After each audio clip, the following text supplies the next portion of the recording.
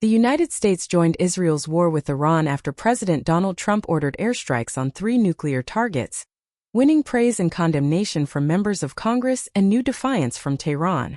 Iran's key nuclear enrichment facilities have been completely and totally obliterated, Trump said in a live address on June 21, threatening further U.S. strikes if Iran failed to accept a diplomatic solution. Bombs and missiles launched from U.S. warplanes hit nuclear sites at Fordow, Isfahan, and Natanz.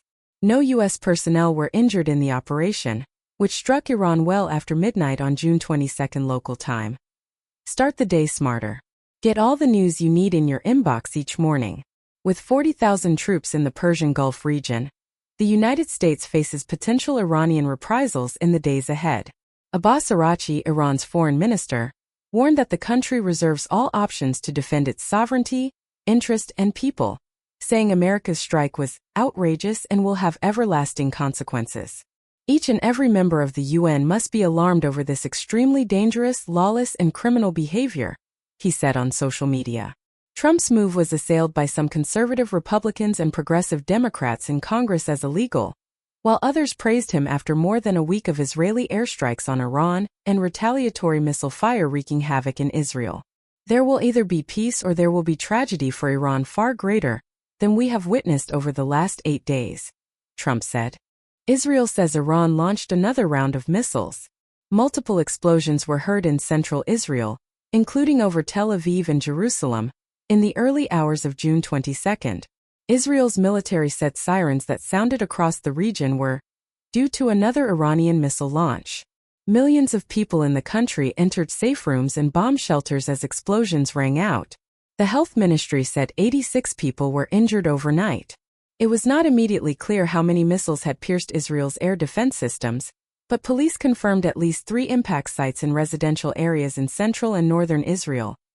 Video from Tel Aviv and the port city of Haifa further north showed rescue teams combing through debris, apartments reduced to rubble, mangled cars along a street filled with debris, and medics evacuating injured people from a row of blown-out houses. Iranian foreign minister issues warning. Iran reserves all options to defend itself after U.S. strikes on its nuclear facilities, Araghchi shared on X, saying the attacks were outrageous and will have everlasting consequences. Each and every member of the UN must be alarmed over this extremely dangerous, lawless, and criminal behavior, he said. What's the risk of nuclear fallout from the Iran attacks? The U.S. attacks against 3 of Iran's nuclear facilities, following Israeli attacks over the previous week, prompted questions about the potential risks of radiological or chemical releases. Both the Bulletin of the Atomic Scientists and the International Atomic Energy Agency have previously stated the off-site risks are low from attacks at Fordow and Natanz. But in a June 20 post, François Diaz-Morin, an associate editor for nuclear affairs at the Atomic Bulletin, termed the off-site risk at Isfahan moderate, because it's one of the most important sites for Iran's nuclear program. However, the International Atomic Energy Agency said June 22 there had been no increase in off-site radiation levels reported. Attack used bunker buster bombs. The Pentagon's attack on Iran's nuclear facility employed its most powerful bunker buster bomb, as well as Tomahawk cruise missiles fired from submarines, according to a U.S. official.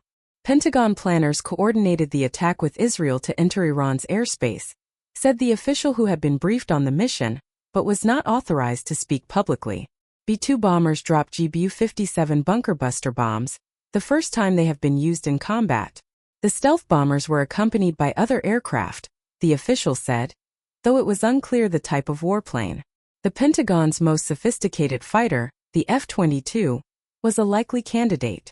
President Donald Trump declared the attack a success, saying Iran's nuclear enrichment facilities had been completely obliterated. The official, however, said battle damage assessments had not reached a firm conclusion. AOC condemns Trump's attacks, calling it a constitutional violation. Representative Alexandria Ocasio-Cortez, Democrat, New York, is the latest lawmaker to take to social media in the hours after President Donald Trump strikes on Iran to weigh in on the move, calling it grounds for impeachment.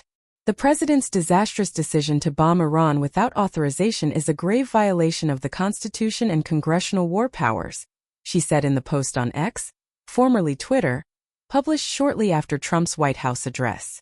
Congress is the only branch of government that has the power to declare war.